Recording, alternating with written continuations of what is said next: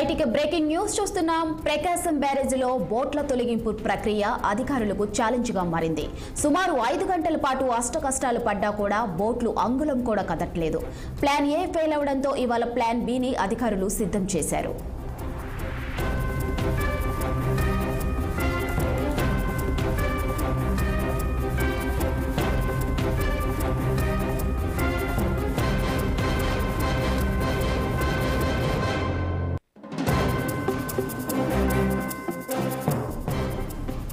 ప్రకాశం బ్యారేజీలో బోట్ల తొలగింపు ప్రక్రియ అధికారులకు ఛాలెంజ్ గా మారింది. సుమారు 5 గంటల పాటు అష్టకష్టాలు పడ్డా కూడా బోట్లు అంగుళం కూడా కదలలేదు. ప్లాన్ ఏ ఫెయిల్ అవడంతో ఇవాళ ప్లాన్ బిని అధికారులు సిద్ధం చేశారు.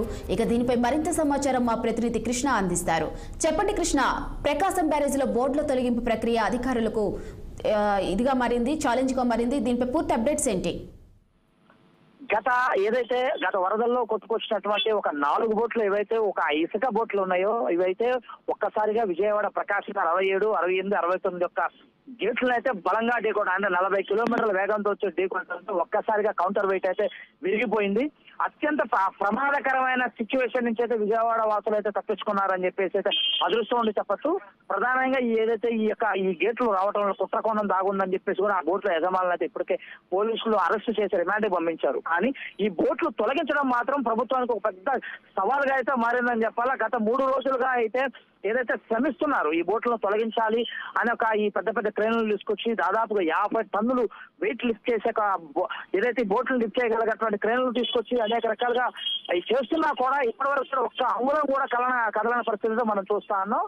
ప్రధానంగా ఏదైతే ఈ 4 బోట్లలో ఏదైతే ఒక బోటు ఆ వరదలకైతే కొట్టుకుపోయిన పరిస్థితిలో మనం ఉంది. 3 బోట్లు ఒకదానికొకటి ఏదైతే ఐరన్ కేబుల్స్ తో కట్ అయితే ఉండటము, దీంతో పాటు ఈ బోట్లు గేట్లు ఇరుక్కుపోయి ఉండటం కూడా పెద్ద సమస్యగా మారింది. నిన్న అయితే దాదాపు 5 గంటల పాటు నిపుణుల బృందం అంతా కూడా పర్యవేక్షణలో అయితే 5 గంటల పాటు శ్రమించిన ఒక్క అంగుళం కూడా బోట్లను అయితే కదలించలేని పరిస్థితి అయితే మనం చూస్తూనే ఉన్నాం. కానీ ఈ రోజు చూసుకుంటే అప్పుడు ఏదైతే ప్లాన్ ఏ వర్కౌట్ కాలేదని చెప్పి అధికారులు ధృవీకరించిన నేపథ్యం ప్లాన్ బిని అయితే ఈ రోజు అయితే వర్కౌట్ చేస్తున్నారు.